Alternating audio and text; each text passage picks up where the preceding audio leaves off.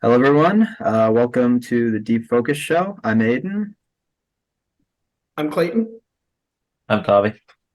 and today we're continuing the Spielberg series, Spielbergathon, going through all his movies and talking about them. And remember, last time we were getting into a bit more dramatic territory with The Color Purple. We're continuing that with a different kind of subject matter, but same, more dramatic side with Empire of the Sun. Um, so quick background, had you guys, seen the movie before, heard much about it? What was your kind of experience? Well, I haven't heard much about it, so that kind of leads me to believe that this is a little bit of an underrated film.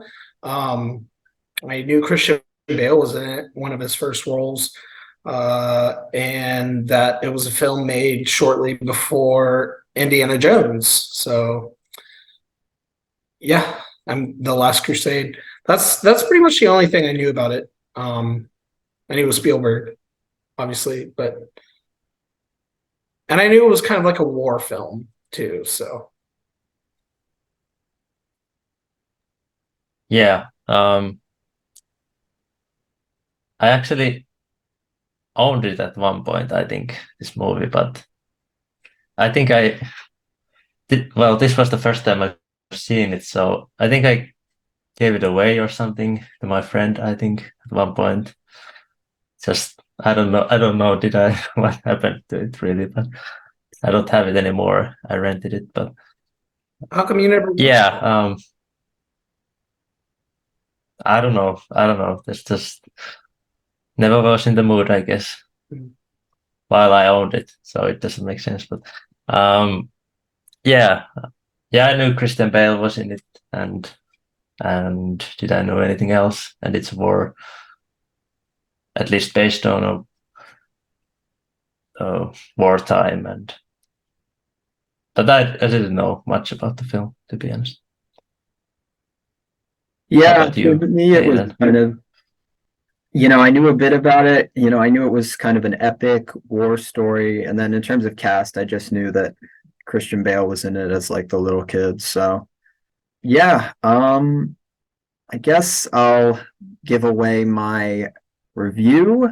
Um, I really love this. This is amazing. I mean, this is like perfection, I feel like. So, kind of, I did some reading on the film and I read about how like it could have been done by like David Lean earlier on, and with, as a follow-up to Lawrence of Arabia, Bridge on the River Kwai type of movies. And but ultimately it went to Spielberg, and I think he does a really great job of channeling that sense of epic spectacle across this whole thing, but also he kind of ties it into more adult themes in a way that I think is really satisfying. Um, I love the way it combines kind of the lightness with the dark touches, like those early scenes where you see um, Jamie, Christian Bale's character playing with the toy airplanes and getting in the cockpit and stuff. It's like you feel his childhood wonder, but you also reflect on how grim it is that he's experiencing it at the same time as like the Sino-Japanese War is going on, and then later World War II. And I think his performance is super powerful in anchoring the film. Um, there's a ton of moments of great suspense, and I think the entire story is super well told. I love how you get a sense of who he is before the war starts, and then who he is in the internment camp later on, and then finally when he witnesses the atom bombings.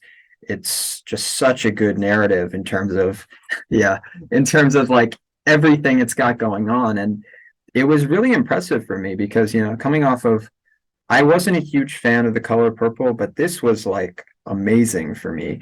I think I'm going to give it a full 10 because it was a perfect meld of, I feel like, entertainment, that impulse of Spielberg, with also real depth of the themes and real emotions with the characters. And also, there were other things I wasn't expecting, like John Malkovich is here, Joe Pantoliano, and that's all cool. I love that. And I think it's a great story just in terms of following this single character throughout the whole thing. It's so impressive the way you get such a sense of how he changes across the film. And yeah, I guess it is a very Aiden Core type of movie, being this like war epic. So something I usually like, and this time was no disappointment. It's definitely of the top 3 or 4 I think I've seen for this. And yeah, I'm gonna give it a full 10 out of 10 marks. Yeah, I really dug it a lot. Awesome, awesome. Tavi, you want to go next? Sure, I can. Um, yeah, Empire of the Sun. Told by the eyes of a uh, through the like seeing that all those horrible things happen to a kind of a throughout the child's eyes and all the innocence around it. And um, I was I was impressed by the epic nature of the movie. Um, Probably the most epic so far out of the Spielberg movies.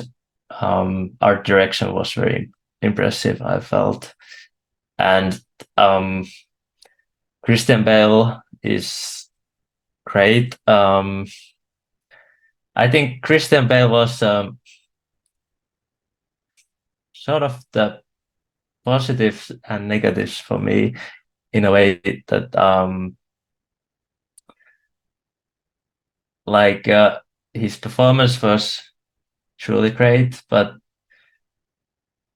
it's annoying for me to say this, but I found the character so annoying most of the time. It kind of grind my gears when I watched this movie. I get it's supposed to be that way. Like he was kind of a bratty kid at first, and obviously there are character development here, and but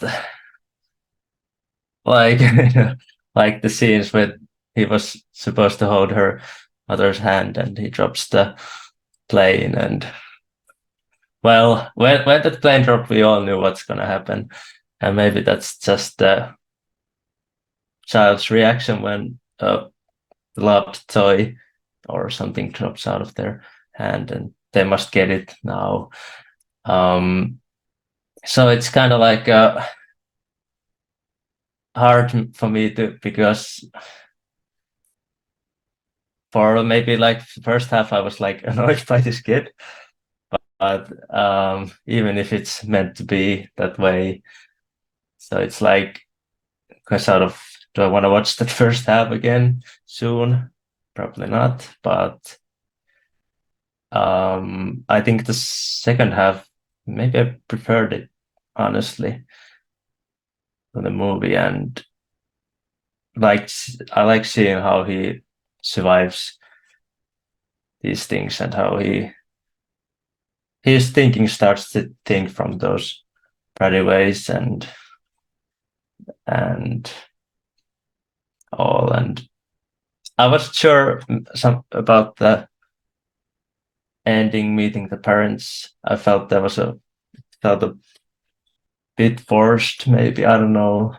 It was a big movie, magic moment, but that's what we're doing here in Spielberg Marathon. So I'm kind of like it's sort of like this like enjoy the movie on its how well made and lots of like it's an impressive movie, but I don't know, is it like a movie I would keep rewatching or anything? Probably not. So maybe 3.5 is like my sort of I can give some credit to the movie, but I don't really know how much I truly enjoyed the movie. I don't know. Crying on the inside, man. I I can't. I don't know if I can bear this. Oh no. I'm kind of in the middle though, so Don't worry. First off, is Christian Bale British? I didn't know he was. Yeah. Huh. Yes. Interesting. All right. This is the 10th film directed by Steven Spielberg. And of course, in the vein of Spielberg, it's about the horrors of war portrayed through the eyes of a child. Um, Christian Bale plays Jamie, who gets separated from his parents in Shanghai during World War II. I think Spielberg, off the bat, I think he's very good with child actors, and of course, this is no exception. Jamie is kind of a carefree kid who experiences a range of emotions in this time of war. He's thrust into an internment camp, and unlike the last film, where Quincy Jones didn't really know how to set a tone, James Williams' score here makes it very less depressing than it could have been. Of course, it does get dark at times, but not like drab or anything. All the extras in this movie are doing great. I love the scene where Jamie gets separated from his parents. I think that's a theme Spielberg is no stranger to. And Spielberg's blocking in that scene is pretty good too. It was the first American film shot in Shanghai since the 1940s, apparently. The Chinese authorities allowed the crew to alter signs to traditional Chinese characters, as well as closing down the city for blocking and filming. Over 5,000 local extras were used, and some of them were old enough to remember the Japanese occupation of Shanghai 40 years old earlier. And as Aiden put The Color Purple as being Oscar bait, I feel like this is kind of the same thing a little bit. The film the film received 6 nominations, including cinematography, editing, score, sound, art direction, and costume design. Spielberg is a little bit out of touch here, a little, as he usually is with the foreign people, and it's seen through white privileged eyes. But I think the story is pretty good. I think it's underrated. I don't think a lot of people make stories like this, in this specific area of World War II in Shanghai. It highlights a story about a Western audience to this day that they have very little knowledge to.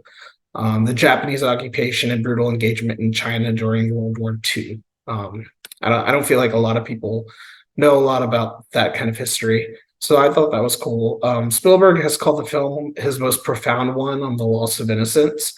And you can kind of see that with the scene where Jamie sees the atom bomb. It's kind of a prime example of that. Jamie had a fascination with war airplanes, which I found interesting. He seems to see the Japanese in almost a heroic way. Until the end, I think he realizes the gravity of everything. The runtime is a little bit long for me, though. I was bored a little bit at certain scenes, but otherwise, I was mainly entertained. The cast here is great. Favorite character is definitely Basie by John Malkovich, and I didn't know Ben Stiller was in this movie, one of his first films. The ending kind of broke me when Jamie reunited with his parents. So I was like, oh, he doesn't remember them. It's kind of sad. But overall, the film is quite engaging. It does feel a bit underrated, like the story that's being told. I'm going to go low 4 stars. It's definitely better than The Color Purple and Temple of Doom. And yeah, best since E.T. So I liked it. Well, you guys are crazy, but it's okay. Yeah, I don't know. I yeah, I love this one a lot. It's very, and especially I didn't mention the score earlier. The score, I love the way it's so sweeping and romantic, but also conveys that level of loss and the seriousness of the subject matter. Definitely a better fit than Quincy Jones the last time. And but yeah, I don't think this is Oscar bait like The Color Purple was. I'm gonna say that. I don't think like this is a like I think feel like war epics are a different beast than those kind of dramas, but that's just my 2 cents. I think this did get more nominations than The Color Purple. I mean, okay, but like Lord of the Rings got more nominations than like I don't know, The Color Purple, and The Color Purple is definitely more Oscar bait than that. So I don't know if that tells you much. And I'd say about these nominations that these were really technical nominees that Emperor of the Sun got, and Color Purple got maybe more of the Acting stuff. Yeah. acting nomination. That makes sense. But yeah, so Yeah. that was our reviews of Empire of the Sun, Next up is Always. which I don't know anything about. What's that movie even about? Me neither. I think it's a romantic movie. Oh A lordy. romantic drama. Okay. Or maybe it's science fiction. I can't There's like fantasy elements, I think. Oh, Yeah. cool. Yeah. Okay. Yeah, so we'll see. That sounds exciting. Hope you guys tune in for that one. So yeah, thank you for watching our video on Empire of the Sun, and we will see you next time, as the kid would say. Bye bye.